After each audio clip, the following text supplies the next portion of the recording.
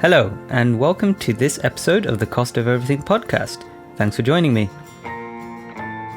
This week, I'm sharing an interview I recorded with Glen Alleman, a project risk veteran and someone I've learnt a lot from through his long-time blog, Herding Cats. I talked to Glen about his story in risk, the projects he's worked on, and what he sees as the fundamentals of risk quantification. Now to this week's episode, where I started the interview with Glen asking him about his background and how he ended up in risk management. I was in high school in Nevada. My father worked at the Nevada test site, and I went off into the Army after that graduation and came back. And I wanted to be a physicist. I was studying under a Nobel laureate, Fred Reines, who is the father of the neutrino particle that he discovered during World War II. And it turns out that it's much harder to be a PhD physicist than I thought. I was an experimentalist, and I wrote software for a mini computer that took data off of the particle accelerator. So I had to go get a real job. And the software that we wrote was signal processing software, because the signal from the accelerator is buried below the noise. And that is the same algorithms that work for digital radar systems. So in Southern California, I went to work for a company that's no longer in existence. It got bought by somebody else. It's called TRW, Thomson, Ramo, and Woolrich, and they were inventors of a whole bunch of technology. It was a big aerospace company. And we wrote software for this digital radar system. That's still in use today. It's called Cobra Dane. And we complained a lot about how poorly the place was run. And what TRW did in those days was, that's fine. We hear what you're saying. We're going to send you back to school to get a master's degree in systems engineering.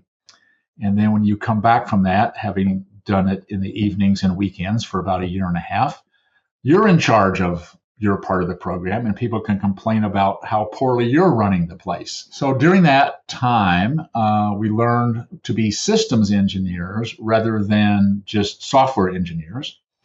And in that process, you learned about risk management, about program management, about all the things for federal acquisition that are, much of it is still in place today. There's a very nice paper, and I'll send you the link so you can include it. His name is Glen Alleman, and he was at TRW. I never overlapped with him, but I know several people who know him. But he would tell us in this paper that iterative and incremental development was started in the 70s based on principles done in the 30s at Bell Labs and a few other places.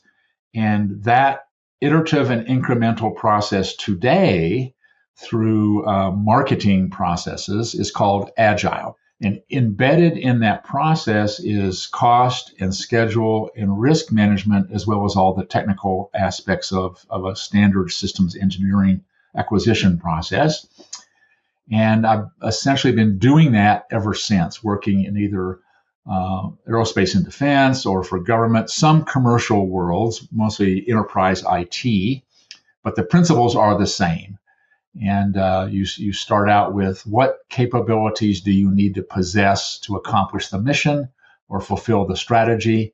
And what are the measures of effectiveness of those capabilities and the measures of performance of those capabilities? And this is all standard systems engineering language. And then that is universally applicable to any project anywhere in the universe. Is you've got to know what done looks like in some unit of measure meaningful to the decision makers. So that's been applied in the commercial world. I had a short career here in Denver area at a nuclear weapons plant. It was the second worst toxic waste site on the planet, and where Chernobyl was number one. And we applied all those principles there to get it cleaned up and out the door. And you can always get more money, but you got to show up on time. And it's now a wildlife preserve. And most always, at least here in town, you've got to make it to the launch pad on or before the launch date, or you don't get paid. You can only fly to Mars in a 3-week window every 28 months. So if you're Lockheed Martin and you got hired to build the spacecraft and the launch vehicle, you got to show up on time. And so schedule is king. And you can always go back and beg for more money, but it also has to work perfectly. Otherwise, the mission fails. So that's our culture here in the Denver metro area, as well as in Northern California, where Lockheed and Raytheon and Boeing all live, and of course in Florida, where all the launch vehicles go from. So that's how we talk to each other: is what is the confidence? What is your confidence number of making it to the launch pad on or before the launch date? And in the proposal, it has to be about 80%. And a few weeks before launch, it has to be in the high 90%. One of the things I was going to ask, actually, because you were talking there, was it Rocky Flats? Yeah, it's a notorious project that. So yeah, it was quite interesting that you mentioned about, because a project like that where there's an understanding of what's happened, but it was never planned for. I was going to ask, actually, because we can talk about what the basics are of risk, but in a situation like a project like that, what was the process that you went through, or that the team went through there, in terms of identifying the risks? Well, first of all, the project had been in place since the mid to late 50s. And during the Carter administration, they decided to shut the place down because they were polluting. They were essentially throwing nuclear weapons components, uranium and plutonium, into barrels and putting them outside in the snow to rust, because they couldn't get permits to ship them where they are eventually now, which is up in Hanford, Washington. And the proposal manager that for the winning proposal, who worked at that time, worked for a company that's now got a slightly different name, but was CH2M Hill, and they're based here in Denver. His name is Bob Card, and he asked himself, I need about 25 direct reports for this 7-year, $9 billion cleanup project, who know how to get something done every single day for the next 7 years without fail. And he asked himself, who are those people? And the answer is Navy ships captains. And we, at the time in our neighborhood here, there was probably a half a dozen of us that worked at Rocky Flats. And most of those were either submarine captains or surface warfare captains. So I came to work at Rocky Flats through a neighbor who's now moved up to Hanford, who fired the first Tomahawk at Saddam from his ship, the USS Virginia. And if you're on a Navy ship or on a Navy submarine, in the wardroom, which is kind of the meeting room and the eating room, there's a bulletin board. And at the top of that bulletin board, it says plan of the day.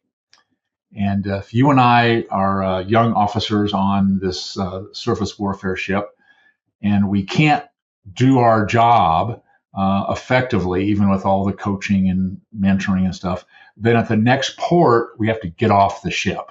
You have to leave. So the culture was, this program is lost a day at a time. Now, we didn't do plan of the day until about the last year. It started out being the plan of the month, and then eventually went to the plan of the week. But in the last year, when it closed in 2004, we had daily stand-ups for progress to plan. And my little joke was, and you may or may not be familiar with this in the UK, but in quite a while ago, the soft drink Dr. Pepper had a red ball logo on the front that had 3 numbers, 10, 2, and 4. And I have no idea why that was the numbers there, but we used this Dr. Pepper project management method. I had about 25 project managers that reported to me, and I was a program manager. Asked the question at 10 o'clock, how are we doing? And the answer would be, well, we're on plan. How are we doing at 2 o'clock? How are we doing at 4 o'clock? And if we were late and not making our plan of the day, my next question was, what kind of pizza do you like? Because no one's leaving the site until we complete the plan of the day. So that culture of having physical percent complete, and the legal term is tangible evidentiary materials, which is the fancy legal term for show me that you did this. What's the evidence? And if you're late, what is the corrective action to get back on plan tomorrow or next week or next month, depending on where we were in the cycle?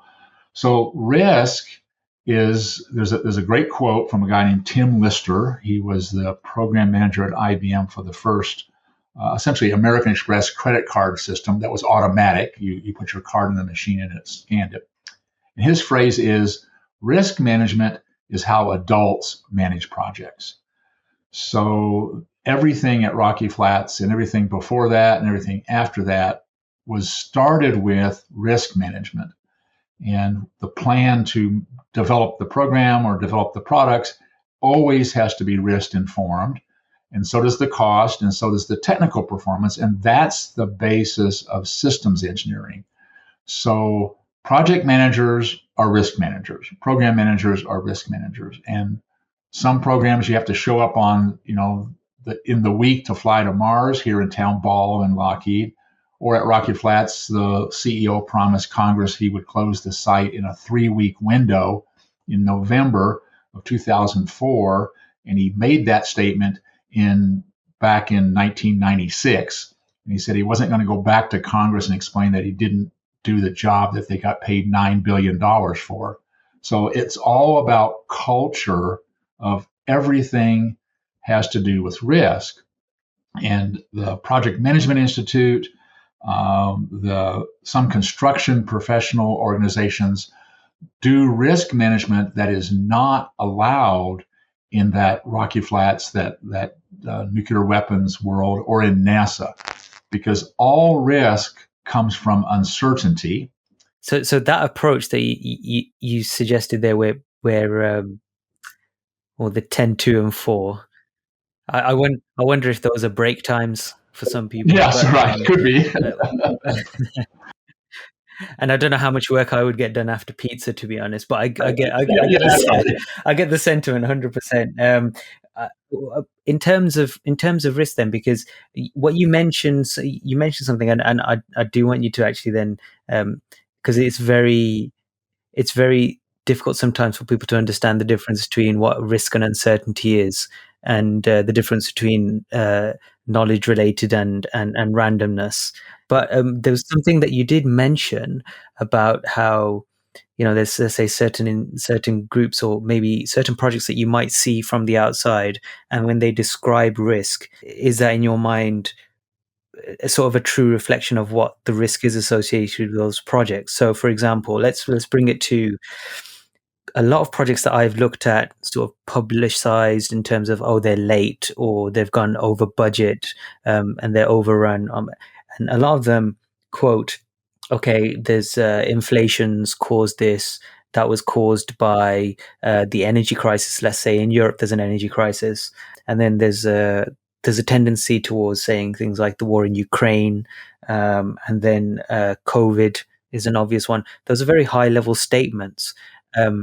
But to what extent, from looking from the outside, I don't know if you've seen examples, but do you think those are something which are tangible risks that can be quantified, or whether they've just lumped all the risks that have had a snowball effect, because they've not been risk managed correctly, have resulted in cost increases and aren't necessarily related to those big events that's very easy for people to understand? Yeah, that's a very good question. What goes along with Tim Lister's risk management is how adults manage projects is that all risk management is based on root cause analysis. Why is this risk present, or what possible risks could be present? Now, wars breaking out in Ukraine, that would be hard to forecast, but you should ask the question, what if? COVID was certainly forecastable, not necessarily on the date, but we've had pandemics before, and the question is, if we do have a pandemic, what's Plan B? I guess is the way to do that. So those fancy terms, right? Epistemic uncertainty and aleatory uncertainty. Epistemic is the epistemology is the study of knowledge.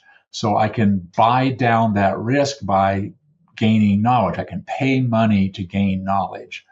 I can build prototypes. I can build, run tests. I can do whatever I need. And aleatory uncertainty, alea, A-L-E-A, is a single die that the Greeks used to gamble. We, in America and in the UK, you have two of them, not one of them. So those risks are irreducible. You have to have margin. You have to have cost margin. You have to have technical margin.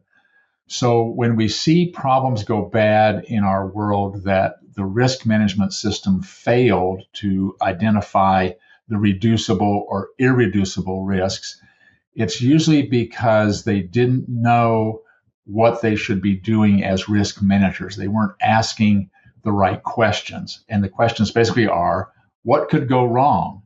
And how could we find out what these items are? And then the most important second part of this is, if I know what the causes of the risks are, either aleatory, weather is an aleatory uncertainty.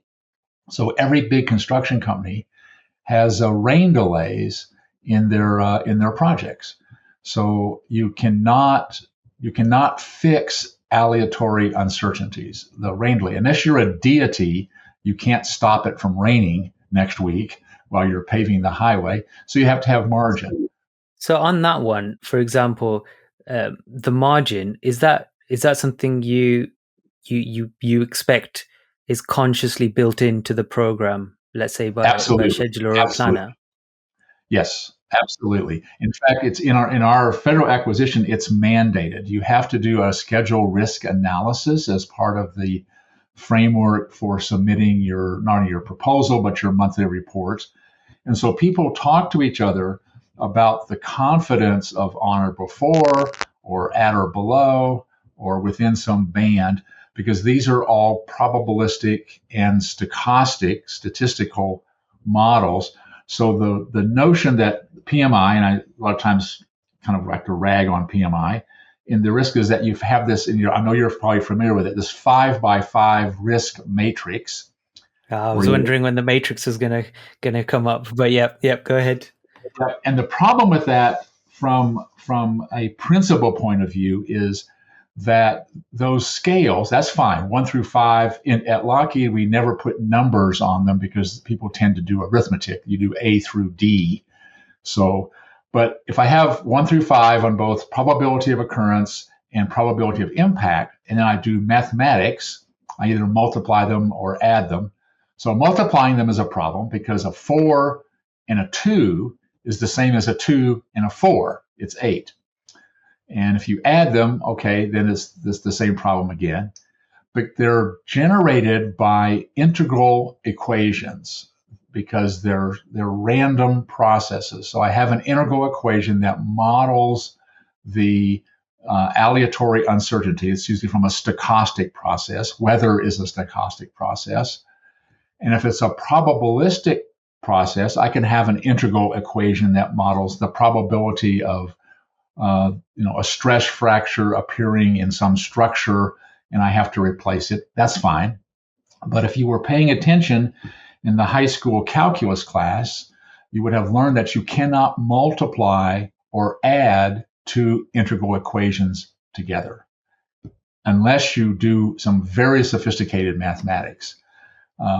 So the whole purpose of the 5x5 matrix is actually banned and prohibited from being used at NASA and at the Department of Energy's National Nuclear Security Agency, which is we have a little myth, and in the UK, I've done some work in the UK, it's the same thing.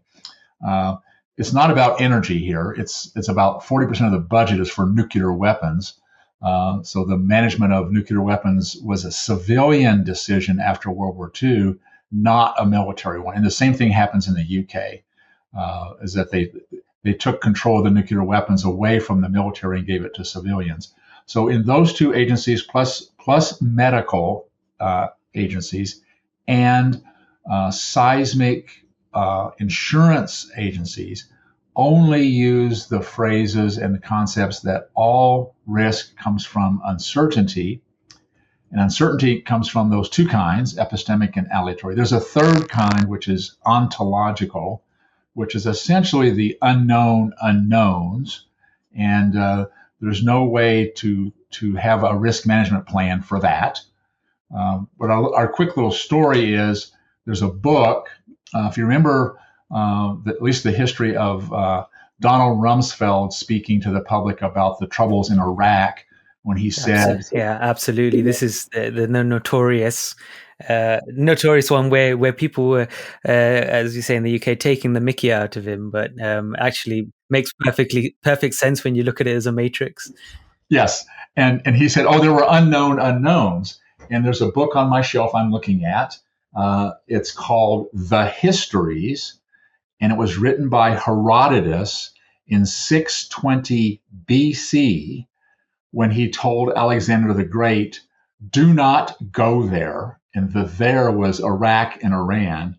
And the one time that Alexander the Great was defeated as an army was he did go there and got his ass kicked. So Donald Rumsfeld did not read that book because in 650 BC, they knew not to go to the Middle East with an army. So even the ontological uncertainties have answers if you go read the history books. Definitely, that's going from ontological to epistemic there. Yes, exactly. So we always use that book in our training. Here's the book that told if Donald Rumsfeld would have read that book, we would not have gone there. But that's how we kind of talk to each other. Is what is a confidence level? What is a most likely value? And if you look at a schedule, when you come places to help people out, and they have a schedule, and the first question to ask is they have a due date, and the question is, what is your confidence in that due date? And the answer may be, well, what do you mean? We have a contract. It says you have to deliver on this date. No, that wasn't our question. What is your confidence? So no schedule without schedule margin, no budget without budget margin, and no technical plan without technical margin can be correct and successful. So making what the little buzzword is called risk-informed decision-making. And there's a handbook from NASA, and I'll send you the link for that. It's actually titled that, Risk-Informed Decision-Making, where the author mandates that NASA do risk planning using this aleatory epistemic statistical and probabilistic modeling. And the 5x5 matrix is not allowed at NASA. There you go. The 5x5 is not allowed by NASA. So I've got a question for you there then.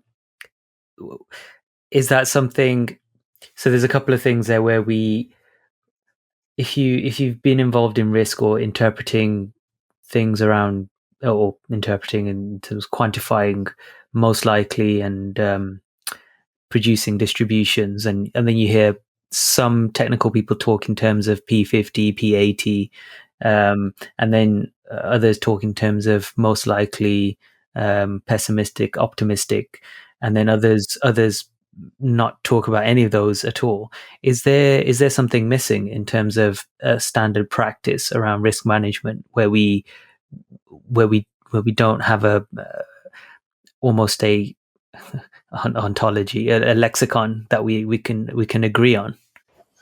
Yes, the answer is absolutely yes. Because if you say P80, that means I have a probability of 80% of completing on or before a date.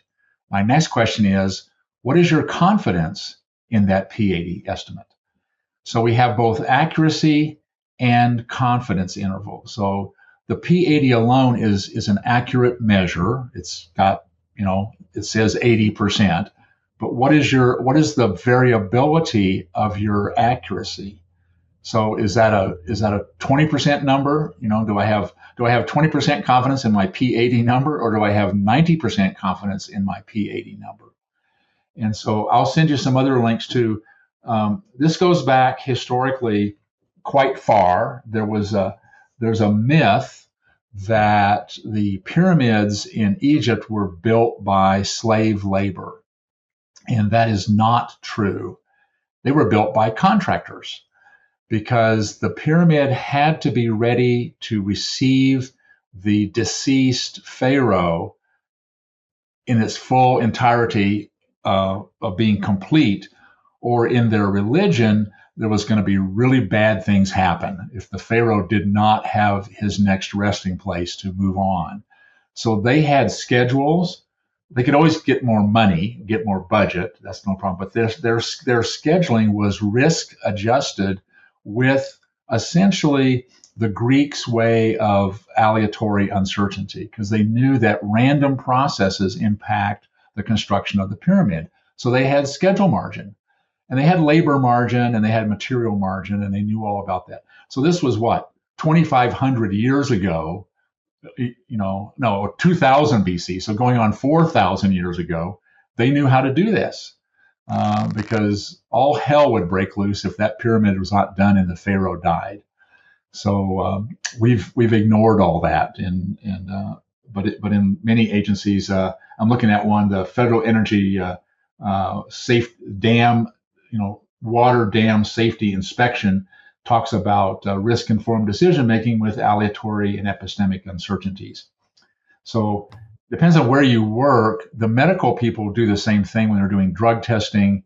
FAA does it for doing software development because it's all safety. So anybody that's in the safety and safeguards business knows how to use the risk management processes that the Department of Energy and the Department of and NASA use, because the consequences are just too much. And I'm not sure why it's not universally adopted in that way, but that's how we did it at Rocky Flats. We had to have statistical models and probabilistic models of everything we did, because it was nuclear safety and safeguards.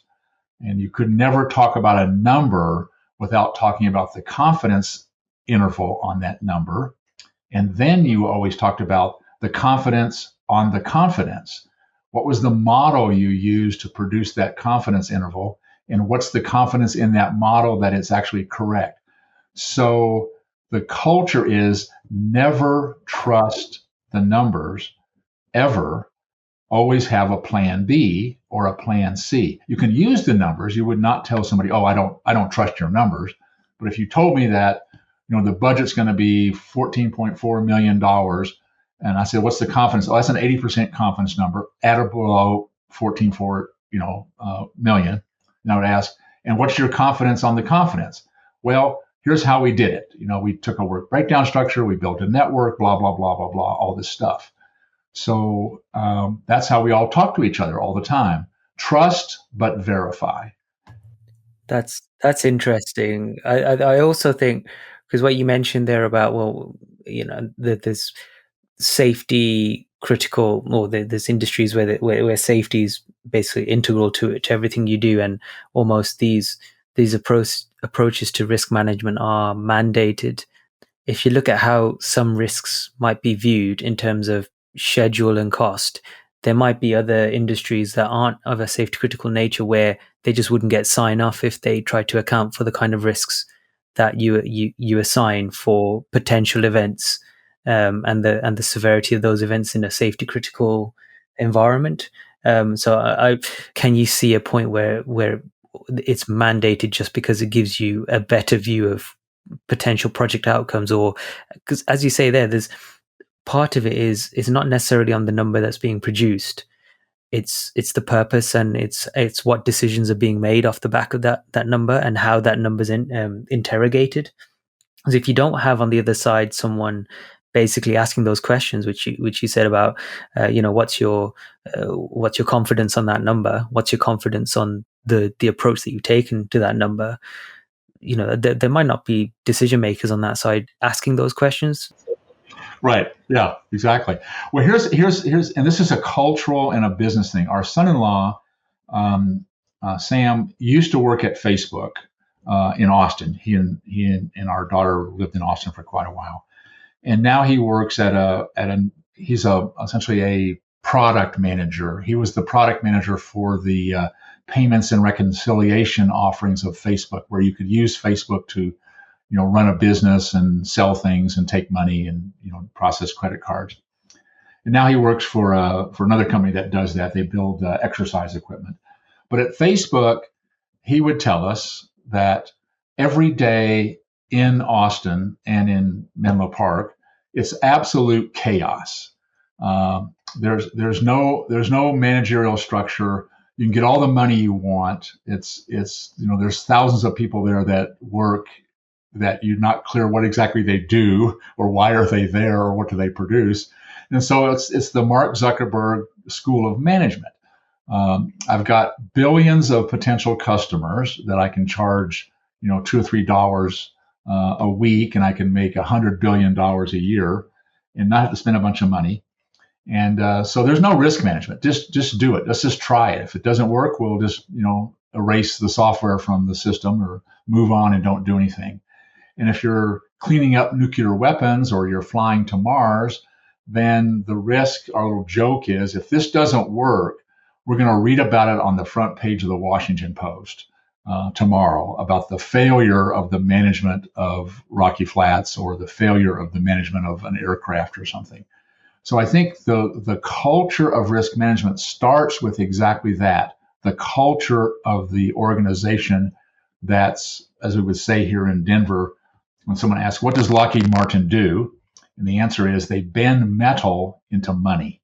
So if you're building spacecraft or building launch vehicles, or you're cleaning up nuclear waste, or you're building a nuclear power plant, there's a rule called NQA1, which is the safety and safeguards regulation for nuclear power. Then your culture is much different. Then you're a risk manager before you're anything else. Whether you're a project manager, or you're the security guard at the gate, or you're the cafeteria worker cooking lunch for the team, you're a risk manager first. So it's culture. It starts with culture, and then it goes different directions from there. So it forms the basis of why you would want risk management in place. And it's not a conversation where you're like, oh well, you don't need risk management because look how well these other companies are doing. It's like, no, risk management is at the forefront of decisions when you're working in these safety critical industries. And I think if anyone who's in those industries understands that is where sort of the communication that happens from the top all the way to the bottom. It's so ingrained that if you try at least when I used to work on the power stations, if I tried to climb a step without holding the handrail, someone somewhere from any walk of life, from the security guard to the cleaner to the chief engineer, would basically shout at you saying, hold the damn handrail. Yes. And in fact, if you're in Raytheon or in Lockheed here in Denver, and you go down this, you don't take the elevator, but you go down the stairs between floors, and you're not have your hand on the handrail, and there's a security guard coming up to see you, he will actually write you up for a security violation. And so it's all culture. And I've worked in the nuclear kind of site management stuff out in Nevada. I actually went to high school in Nevada, so I kind of knew that area. And if you walk around the building that's in the city of Nevada, it's not out in the test site area. In the parking lot between buildings, there's two yellow bands that mark where you can walk. Even though it is a sidewalk, it's clearly a sidewalk, but it still has these yellow bands left and right. And if you go outside those bands and cut across the parking lot, that's a security violation because you're not supposed to be where there are automobiles. You're supposed to be where there are pedestrians only. And that adds on top to holding onto the handrail. So it's all culture, because in the nuclear weapons business, an accident would be catastrophic to the state of Nevada. It would be gone. So it all comes back. Risk management is part of culture. So that's how we think about it. And you can't. And PMI does this. They talk about risk management plans.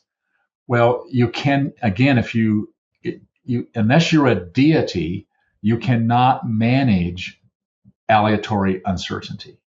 You can manage epistemic uncertainty to a point. I can pay money to build it stronger, more margin, or whatever. So we always talk about risk handling plans. because there's a non-zero probability that the risk will come true. I can't manage it unless I'm a deity. I can't manage the weather. I can't manage, all the aleatory stuff. So I got to have just a hand. What happens when it comes to true? What do I do next? How do I change the schedule? How do I go buy something that's stronger or faster or better? So we don't talk about risk management. We talk about risk handling. Risk handling, right? Okay, so I need to change a bunch of documents at work. Yes, exactly. Exactly. So on that then, because the communication of this information, right up to how we title these documents, how we share this information in presentations. So, and I think it was yourself who shared it on. I'm not sure whether it was one of your blog posts or a post that I saw on social media, talking about the origins of death by PowerPoint. Yes. You're saying that the interprets, because it's a really useful kind of analogy for what we're talking about here, which is not only how decision makers interpret risk, but how it's presented. And I guess in it, we're sort of coming to the end of this this discussion for now. But sort of I guess in a short summary, what is the basics that you would almost implore from what you've seen and the mistakes that are made generally on a day-to-day basis or in project to project? What are the common mistakes that you see that are really easy fixes in terms of how risks are interpreted, presented, and to some extent the decisions made on that information? Well, the straightforward start is to have a risk register. And I'll send you another link to the absolute best risk register guidance is at the Department of Energy, because they know how to manage risk. Everything from power gen to transmission systems all the way up to nuclear weapons. And this risk register is then captures all the named risks that have to be handled in the program. But it's not just the probability of occurrence and the probability of impact. It's got another dozen and a half or maybe 24 topics that you have to write down. And so you got to start with taking inventory of what are the risks that I, at least at the moment, know about, and what are my handling strategies for each of those. If they're reducible, then I got to spend money to make them go away or get them reduced. And if they're irreducible, I got to have margin. So how much margin do I have to have? And then that's all put into a risk handling strategy document that's usually, a couple hundred pages of how you're going to do all that. Then you have to talk about the risks and their reduction in every status meeting. So here's where we are. Here's how much money we spent. Here's the progress we made. Here's my physical percent complete if I'm doing earned value, and doing estimates to complete and estimates at completion. And what is the risk adjusted confidence in every number that's in that project management report that's done monthly or weekly, maybe even if you're on a big construction site every day. So that's part of culture too. And then what we've done, and I think we've talked about this before, in the U.S. we have this thing called ISO 1910-119, which adopted the TUV and the SINTEF in the Scandinavian process safety guidelines. Because in those days, for TUV in Germany and for Her Majesty's Health and Safety Executive, I always love when she puts her names on things, and in SINTEF in Norway, is that it's a felony to have an accident in a process plant. That was preventable. You actually can be charged with negligence, and we came to that much later than the Europeans and the Brits did, after we killed a whole bunch of people in these mostly oil refineries and chemical plants. So the key here for risk-informed decision making is it starts with culture. We cannot have any surprise outcomes that jeopardized the success of the program. We might have outcomes that we knew could jeopardize the success of the program, and we had no way of preventing that from happening.